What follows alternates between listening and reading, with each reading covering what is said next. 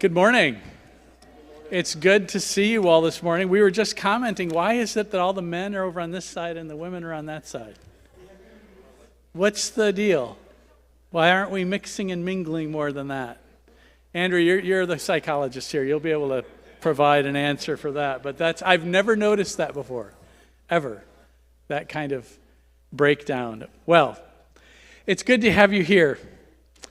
Understanding the unique mental health challenges in rural America is truly paramount for our age. With limited access to services, persistent stigma, economic hardships, and isolation worsened by scarce resources, tailored solutions are essential in this day.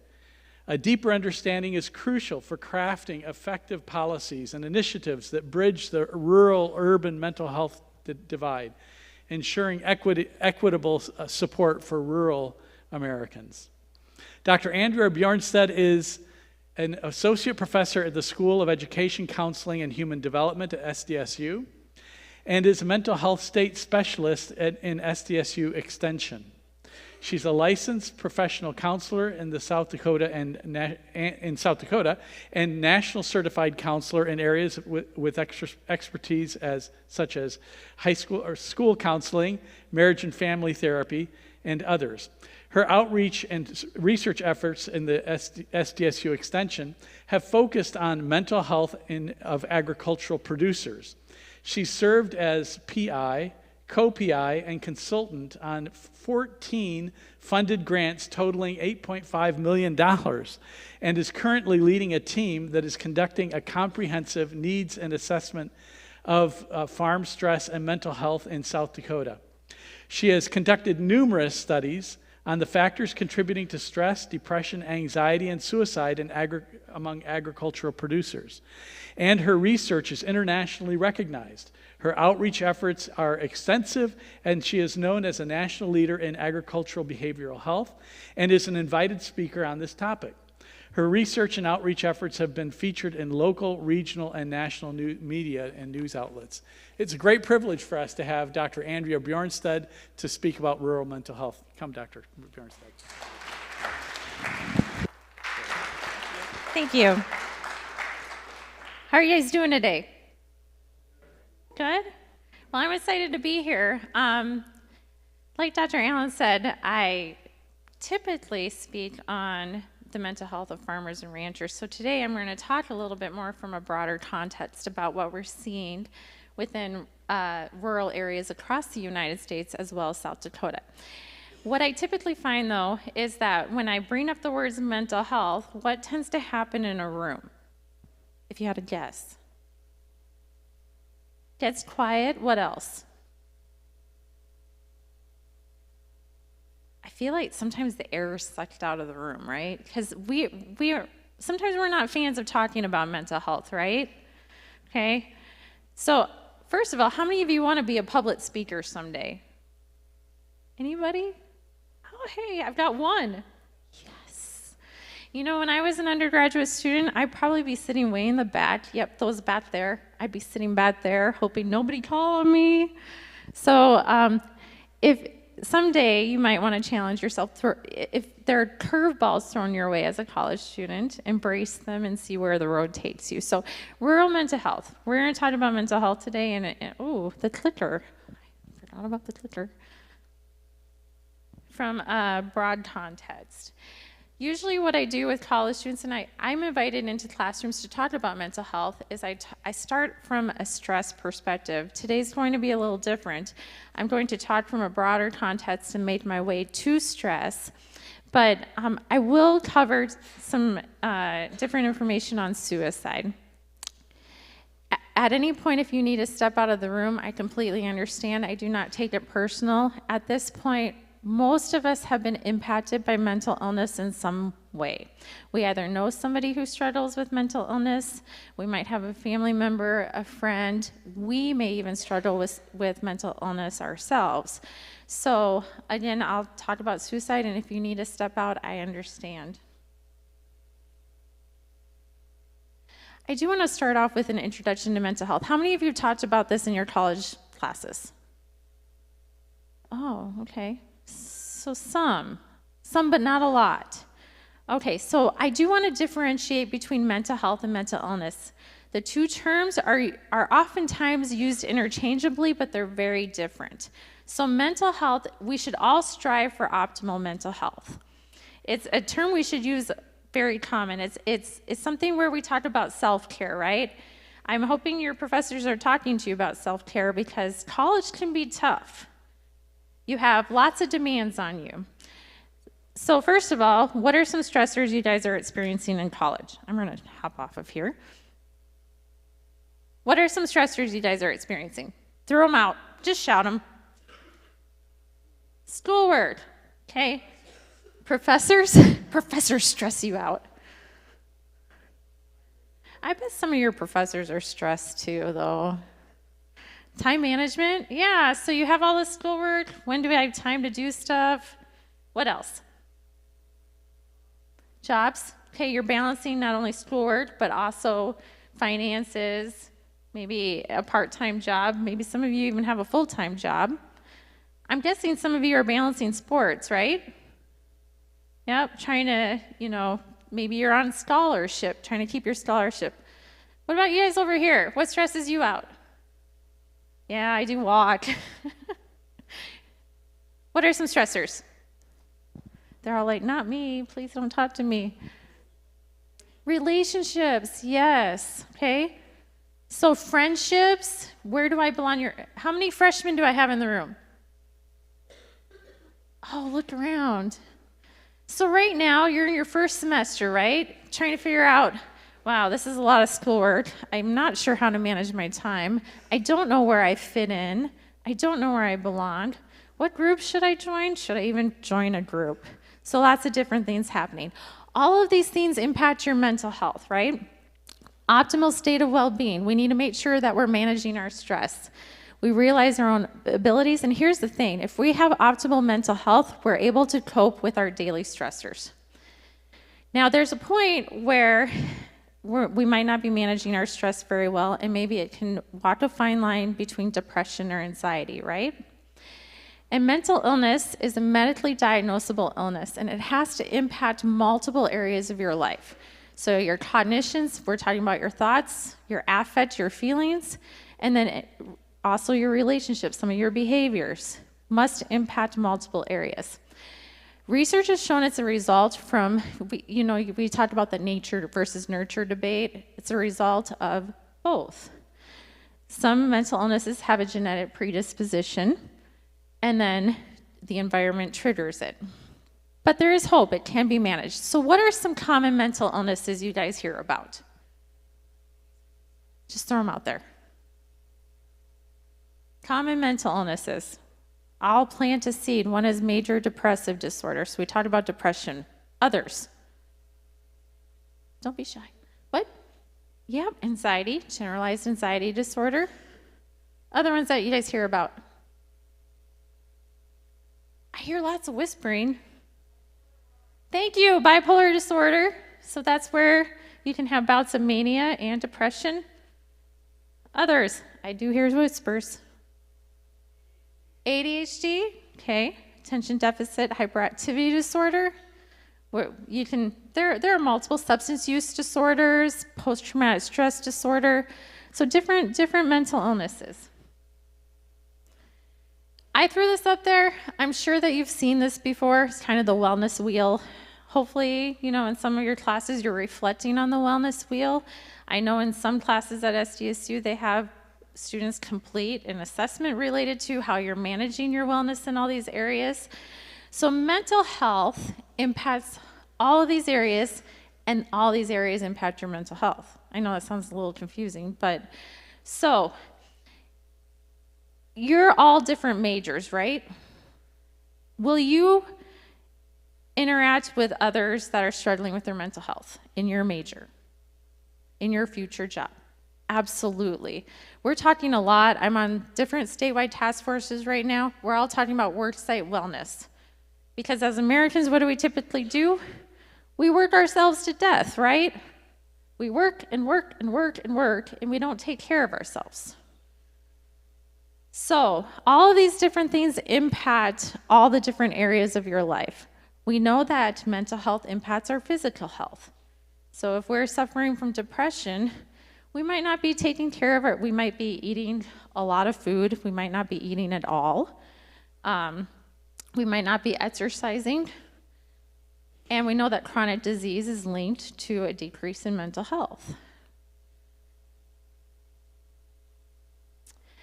I just threw this out here. This is from NAMI. This is talking about how 1 in 5 U.S. adults experience mental illness. So look around the room.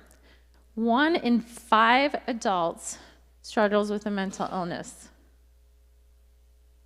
1 in 20 U.S. adults experience serious mental illness. And 17% of our youth experience a mental health disorder. I will be talking about statistics related to our youth here later on, and it's quite disheartening. So any questions so far? So the big takeaway so far that I want you to leave with is that your mental health impacts multiple areas of your life. Physical health, social, your sense of belonging, all those sorts of things. And you will interact with those that struggle with mental illness in your career. And there may be times in which you're struggling with your mental health during your career. So rural mental health, approximately 19.3% of the United States population lives in rural areas.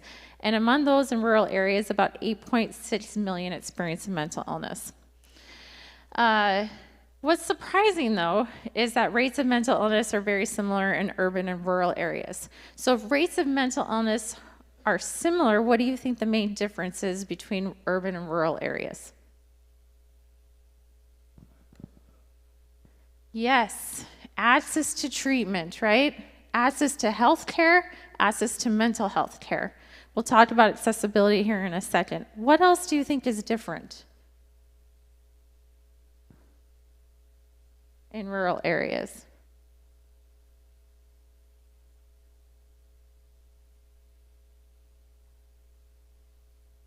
I heard something over here. Who said something? Different factors having to do with rural areas. Do you have an example? Yeah, farmers. Yeah, definitely, farmers. Rural areas, we lack broadband access in rural areas, so talking about the internet. Across the United States, we're trying to increase telemental health services, which means that those are the online services for mental health. But if you go West River, how many of you travel West River and enter a dead space? Oh, yeah. Yep. I was on the Pine Ridge Reservation years ago facilitating some mental health training, and literally your phone is dead. We also know that social isolation is much higher in rural areas, and that can impact mental health. Higher risk of suicide in rural areas is doubled, and we have a growing mental health crisis among our youth. Let's talk a little bit about the pandemic. I don't know if you guys can see those. My social media was flooded with these things during the pandemic. Was yours? Yep. I actually had to give a lot of virtual presentations during the pandemic, and I created presentations just based off of these. Yeah, it was fun. So we know that the pandemic impacted mental health, and these are ones that my sisters and I have a group text, and we actually send each other memes based on how we're feeling each day. So I always know, well, Jana's struggling with this because she sent a meme on this today. So we know that we felt like different things at different points in the pandemic, and we know that mental health was greatly impacted during the pandemic. So what did you experience during the pandemic? What was your biggest struggle? Isolation? Okay, so isolation from friends. What else did you struggle with during the pandemic?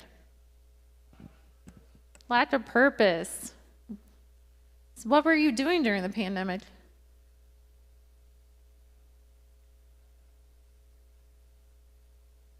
Yeah.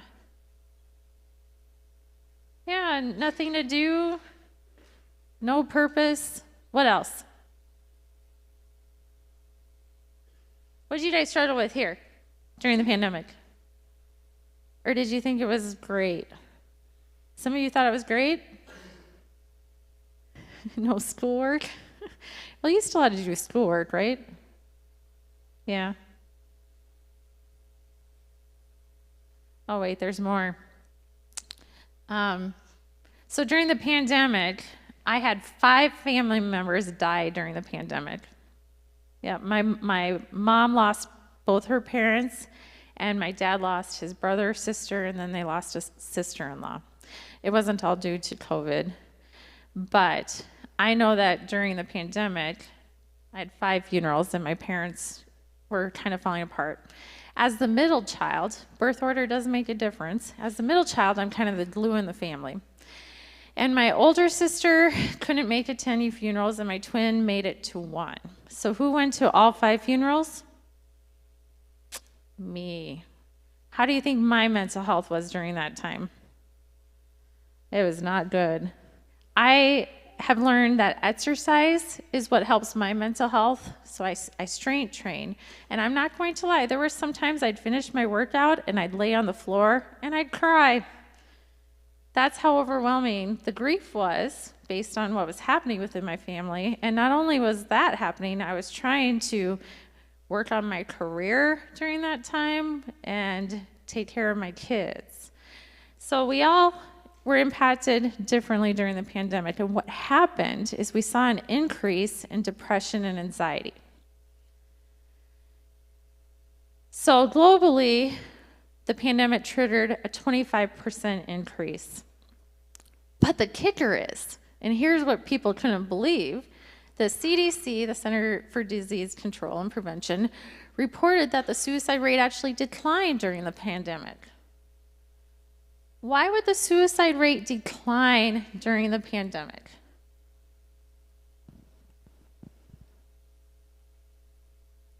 Any ideas? I hear whispering. Please don't be shy. We'll go back here. What were all of these doing for everybody?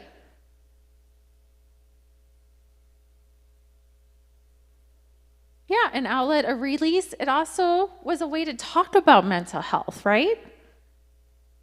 We started talking about mental health. We started talking about our feelings related to being alone, being socially isolated, being sad, being worried, being anxious. All of these things started popping up on social media. I know that in my meetings, we spent 10 minutes talking to each other about how we were doing. Do we normally do that in meetings? No. Usually we jump right in, we have business, and we do our work. Classes too. Hopefully some of you were talking about how you were doing during the pandemic, right? So the theory behind the decrease in the suicide rate during the pandemic was we were talking about mental health. We were talking about it. So this is the area that I primarily worked on. How many of you grew up on a farm or ranch? Well, so quite a few of you. Okay. So we've already talked about, we know that in rural areas, the suicide rate is double, right? Within the last, probably, I've been working in this area for about 8 years, and I would say within the last probably 6, this is what the headlines have been. We're experiencing a really high suicide rate among farmers and ranchers. So if you were to describe a farmer or rancher, what word would you use? How do they typically act? Hard worker. Just shout it. Even though my hearing is hard in the back. So hard worker, what else would describe a farmer or rancher? Think about your parents if they farm or ranch. Stubborn. Absolutely. Stubborn. What else? Stoic. Dedicated. They believe that they should be able to take care of themselves, right? They take care of their families and they take care of themselves. and they're definitely reluctant to ask for help. They're independent. So these headlines have been in the media for years now. So we know in rural areas the suicide rate is double. The suicide rate among producers is 3.5 times higher than the general population. Prevalence rates, it depends on the study that you're looking at. My most recent study showed a little over 1 out of every 4 farmers and ranchers report mild to severe depressive symptoms, and a little over 1 out of every 4 report mild to severe anxiety symptoms. So you go back to the one of the first slides, we know 1 in 5 struggles with mental illness. Well, with producers, it's about 1 in 4. The problem within agriculture is that depression is a weak predictor for suicide. It has a strong association with suicidal ideations, but it's a weak predictor. So what we're finding is that producers, the hypothesis is they might go through the suicide path faster. They might make the decision and they act on it fast. Some of them don't report depression, some of them don't report anxiety, some of them don't even have depression or anxiety.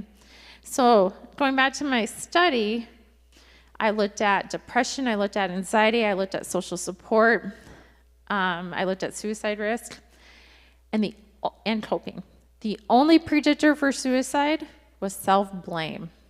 It was not depression, it was not anxiety, it was self-blame. How do you see self-blame? So if I were looking, what is your name? If I'm talking to Raymond here, how do I know that he is struggling with self-blame? How would I be able to tell?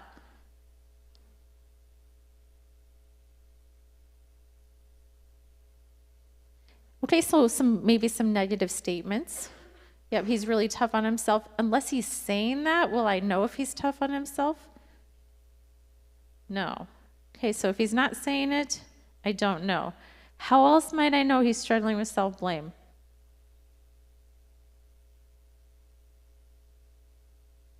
That's the thing, is we don't know.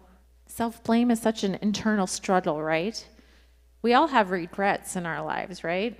I know you guys are much younger than me, but sometimes we struggle with that self-blame, and it's not something that's depression or anxiety, and that's what we're seeing with producers. They make a lot of decisions every day on market prices. Do I sell? Do I not? Should I buy this piece of machinery? Should I not? And then they make the decision, and then they regret their decision or think about that decision over and over again. So any questions about what's happening in rural America? I feel like this is what happens with mental health.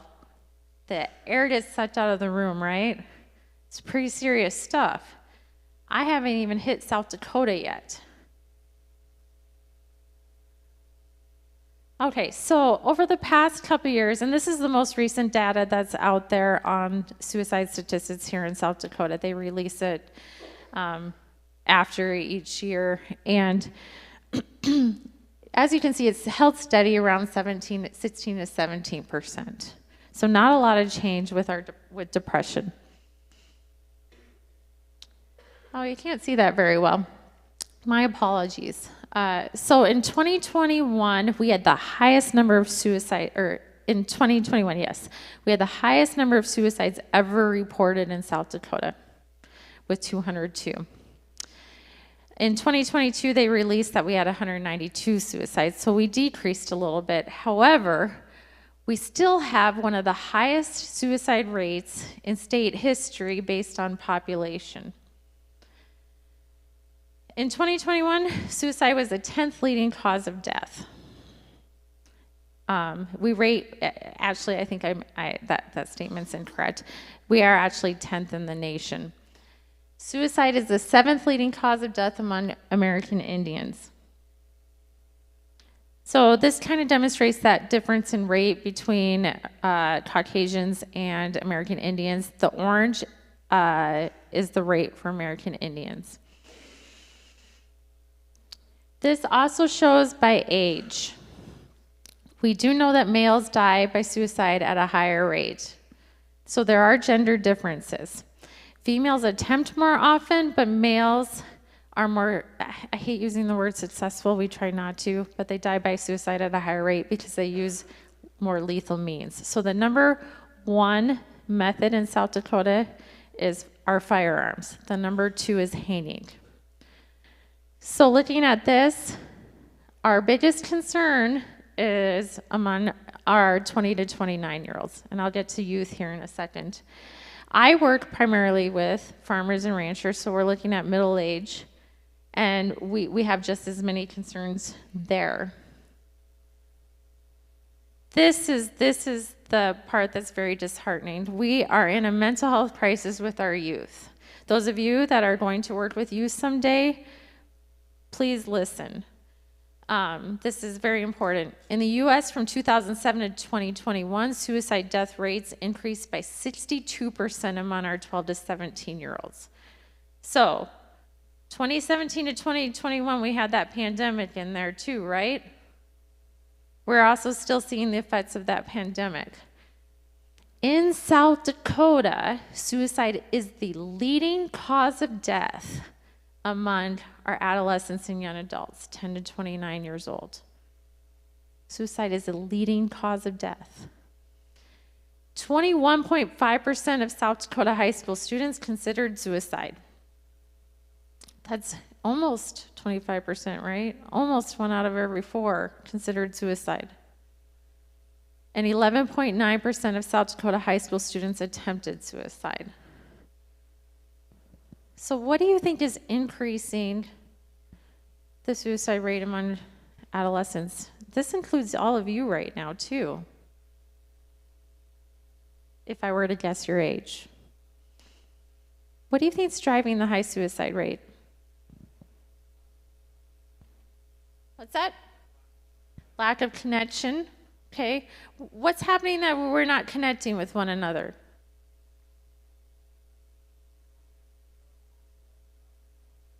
Okay.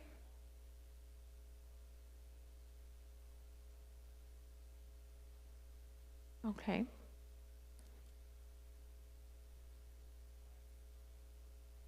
Okay. Did everybody hear him? I think you can explain better than I can. Do you mind taking the microphone? Sorry, guys.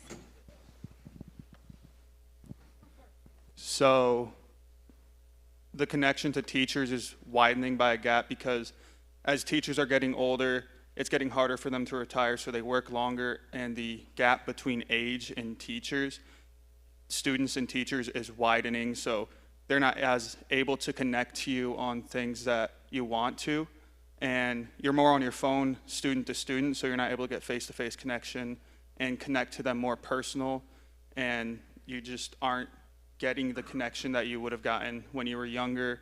That's why a lot of us will think of our younger years as a kid much better because we had more friends, more personal connections, and now we just have online connections, it feels like. Thanks for sharing. Other thoughts?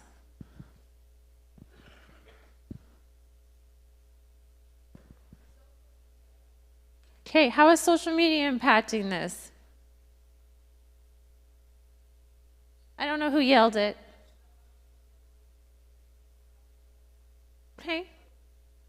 Unrealistic standards. Do you have an example?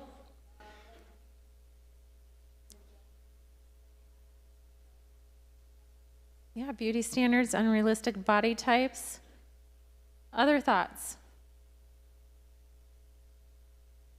So we're hearing stuff about social connection, lack of social connection, maybe lack of adults understanding youth right now, maybe.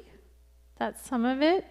Social media telling us how our bodies should be and look and how we should act. What else is impacting youth? All of you.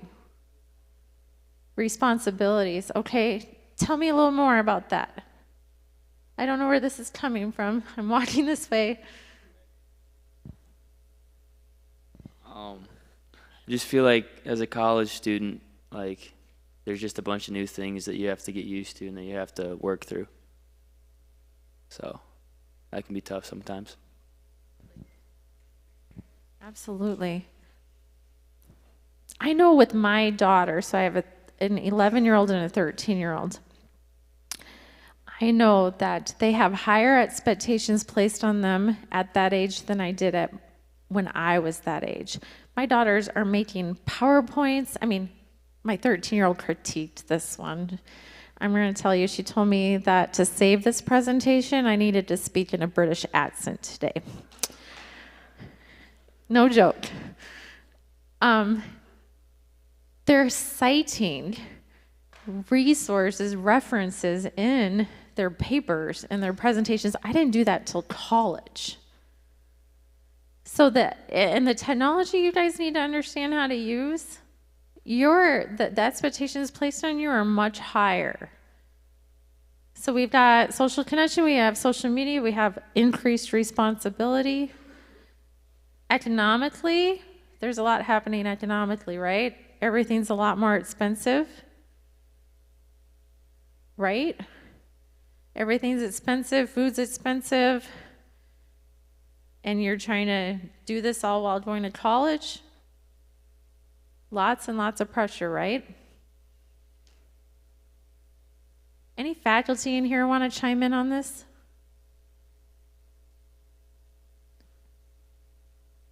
They're all quiet, you guys. You guys are talking more than they are. Okay, so it seems grim, right? Grim, but there's a lot that we can do. But we must talk about the barriers to mental health. Let's break these down. Accessibility. Somebody already mentioned in the back. In South Dakota, the wait time to see a counselor can be from 1 to 2 months. Yep. We can usually see a medical provider. I mean, I called the other day for my daughter. She has a concussion right now. Called the other day for my daughter, got in like that with a medical provider. Not the same with mental health, right? Less than 1/3 of the U.S. population resides in an area where there are enough mental health providers to meet mental health needs. This is South Dakota. Every single county in South Dakota is a mental health care shortage area. We do not have enough mental health providers across the state. If we don't have a mental health, so thinking about this youth crisis we're happening with mental health, thinking about the increased in anxiety and depression we've been experiencing since the pandemic, all those needs increased, right? But the same number of providers stayed the same. So every single county is a mental health care shortage. Affordability. I know that maybe some of you aren't aware of your insurance policies or anything like that, but for example, I'll talk about mine. I have in-network providers and I have out-of-network providers. So usually like a Vera and Sanford are covered. But if I want to see like a private practitioner in mental health, I'm paying out of pocket. I'm paying a lot more to see a counselor. And if I go through Sanford and Avera, what do you think the wait time is? Long time, probably a month or two. So I get phone calls all the time in my position, and some people call and say, I have a family member who's really struggling with mental health, or they call and tell me that they're struggling with mental health.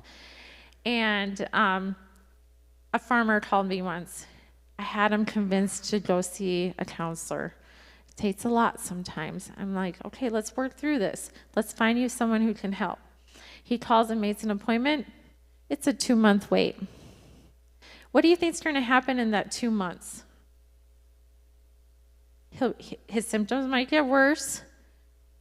And number 2, he might talk himself out of going. He recognized the need. He needed to see a counselor. And then in those 2 months, he'll talk himself out of it. So we know that affordability is an issue. We know that insurance coverage is an issue. We know that lots of South Dakotans are letting go of their health insurance because they can't afford it right now. So if I can't afford my health insurance, am I going to go see a counselor? No. Availability. Kind of goes back to accessibility. 38% have had to wait longer than 1 week. It's worse in South Dakota. Nearly half of Americans, or 46%, have had to drive more than an hour round trip to seek treatment, and that applies very much in South Dakota too. I had somebody tell me once, why would I go see a counselor when I have to drive an hour to get to one and an hour back? This shows a graph of, so the Department of Social Services here in South Dakota kind of have oversight over the community counseling clinics. And so there are several community counseling clinics here in South Dakota, but they cover multiple counties. So up in Brookings County, we have the Brookings Behavioral Health and Wellness. We're lucky because it covers Brookings County. However, if you look West River, we know that there is a great demand for counseling services West River, but that whole community counseling clinic covers that entire area, West River, that green. They have to travel how far to cover within that area?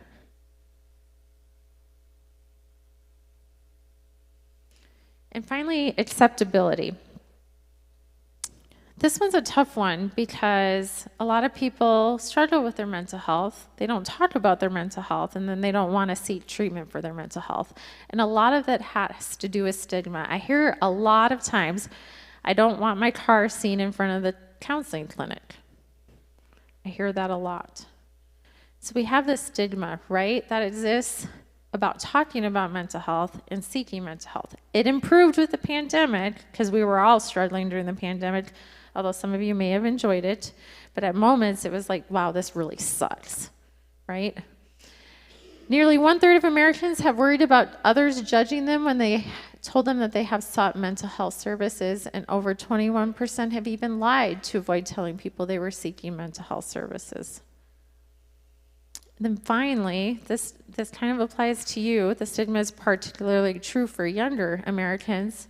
They're more worried about others judging them. Any questions over all that? So what can we do? I know, I gave you a grim picture of what's happening in rural America. It's even worse in South Dakota. So action steps. Number 1, focusing on your mental health. Okay, so we talked about some of the stressors you guys are experiencing. Increased responsibility, time management, balancing multiple tasks such as work, school, relationships, all those sorts of things. First step, understanding your mental health. So we need to understand our stress signs and symptoms. So there are several that fall under different categories, and this is, sorry, it's hard to read. But cognitive symptoms would be those thoughts and feelings. I know that when I'm really stressed, I have to ask Siri to remind me to even pick up my daughters from school. I set a reminder for that the other day. Isn't that sad? But sometimes I get so busy that I get so involved in what I'm doing, I forget. Emotional symptoms might be moodiness, anger, feeling overwhelmed, difficulties relaxing, loneliness, anxiety. How many of you can go from 0 to 10 real fast with your mood? Don't be shy, raise your hands. I'm one of those people. And what happens if you go from 0 to 10 real fast? How might your roommate react? Shocked? I hear some laughing over here. They're agreeing with me, right? 0 to 10 real fast. So if I go from 0 to 10 real fast, how do my daughters react? They can react 2 different ways, right? They can do what? Follow me with the irritability and take me on, right?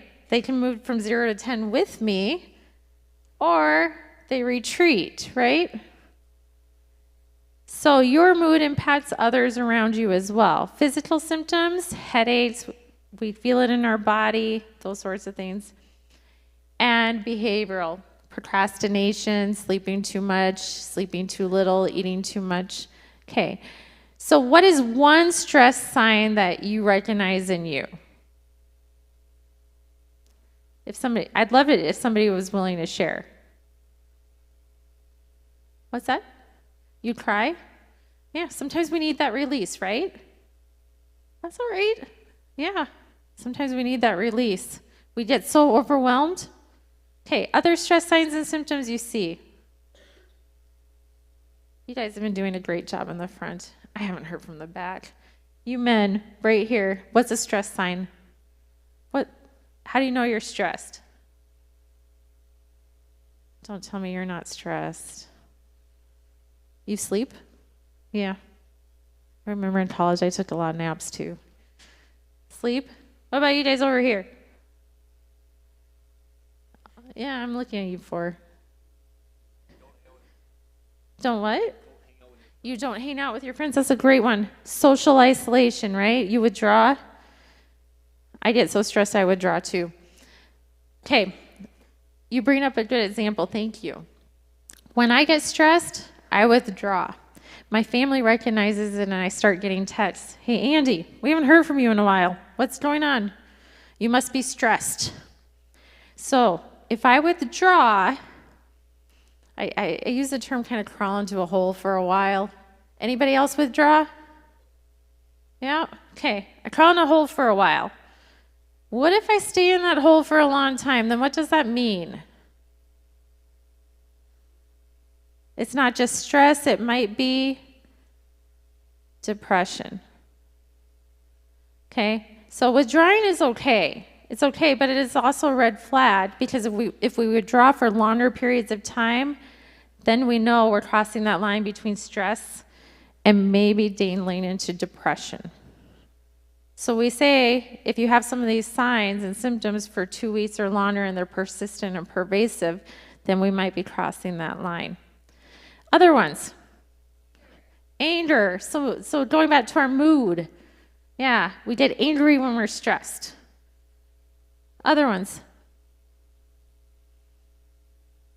Clenched jaw. Yep. So we can tighten our muscles. What about you guys? Yeah, sorry. I know you're like, no. No stress signs or symptoms on that list?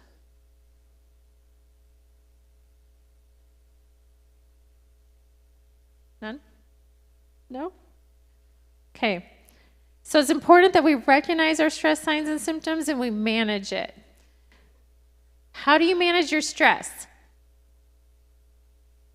So our action steps, we recognize our stress, we manage our stress.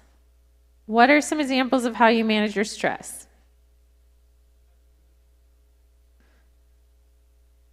Okay, so you turn off your phone? Oh, he doesn't turn off his phone. I was just thinking how stressed I get sometimes by just watching the news. And so limiting how much I watch the news is a stress reducer for me. Okay. Other ones? Oh, pets. Yes, pets can be very therapeutic. Playing with your dog. Other ones? What? Balance. Balance, like balance out your different lives, like work life, school life, home life. How do you do that? Like planning everything out, having a schedule. Thank you for sharing. I exercise for my stress. Anyone else exercise for your stress? These boys right here. What do you guys do to manage your stress?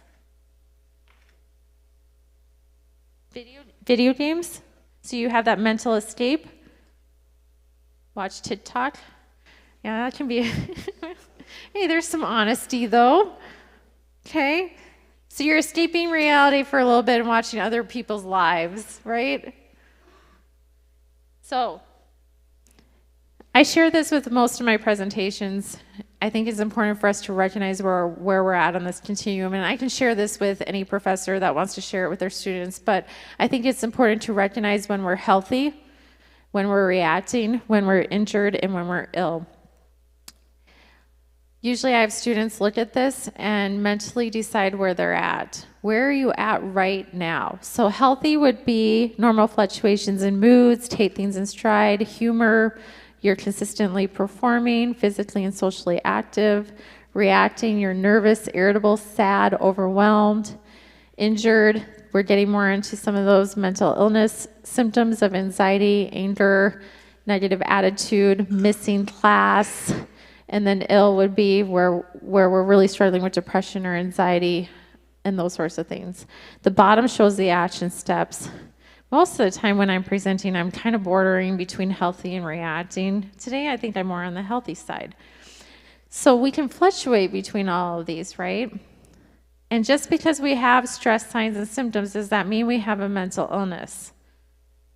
No. It is very normal to feel sad one day and feel overwhelmed, and maybe a couple days later, you feel fine. It's when we experience some of these for longer periods of time. I challenge all of you.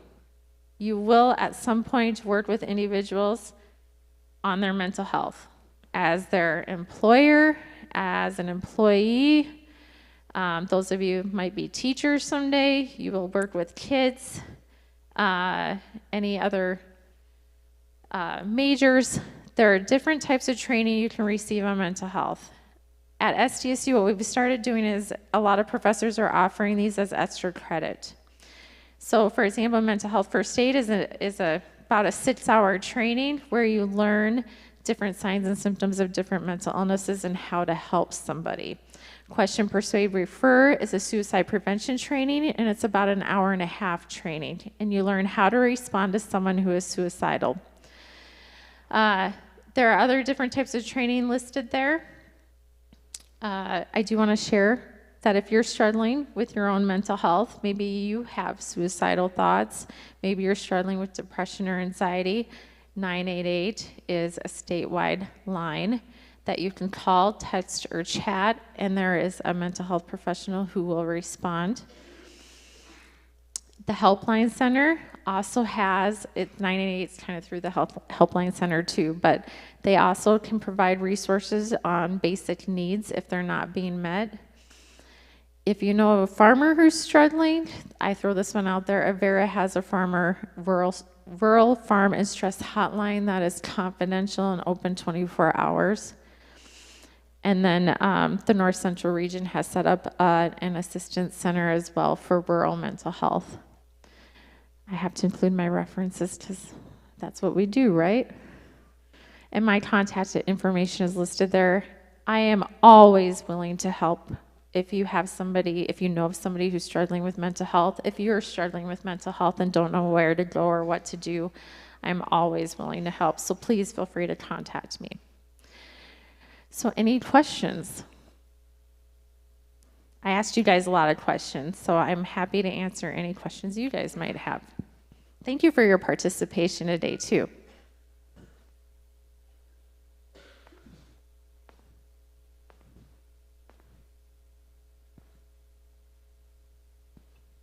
My question has to do with the online services that are available. You see the commercials now for accessing even meds for depression and anxiety. What do you think about those? They make me a little nervous, I gotta be honest. Well, most of those sites do vetting, and so you will have a licensed counselor giving you the treatment, and no matter what kind of psychoactive drug that you're receiving or any type of treatment, medical treatment, you still need a prescription for it. So there's still hoops you jump through in order to go through all that. But I think online training, if you're comfortable with it, is better than, or online counseling, it's better than no counseling. And I think we're moving in that direction. I'm on a task force right now that is talking about just expanding telemental health across South Dakota. However, I was also on a webinar with the director of the CDC nationally saying that's not the answer. So I have two different entities saying very different things. I think telemental health is very beneficial, but I think we should all become trained in being able to recognize someone who's struggling. And that's where some of this training comes in. we have a lack of mental health providers across the state. So if we become trained in being able to assist each other, now, are you counselors? Absolutely not. Can you provide mental health treatment? Absolutely not. But you will learn to sit and listen and be vulnerable with somebody else. And that's sometimes all it takes, is someone to listen. Other questions?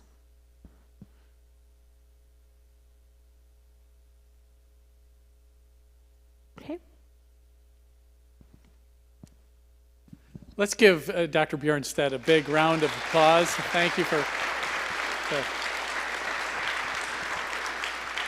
I think we can all agree that we've learned a lot, and I really appreciate her being so interactive and so vulnerable. Thank you for coming, everyone.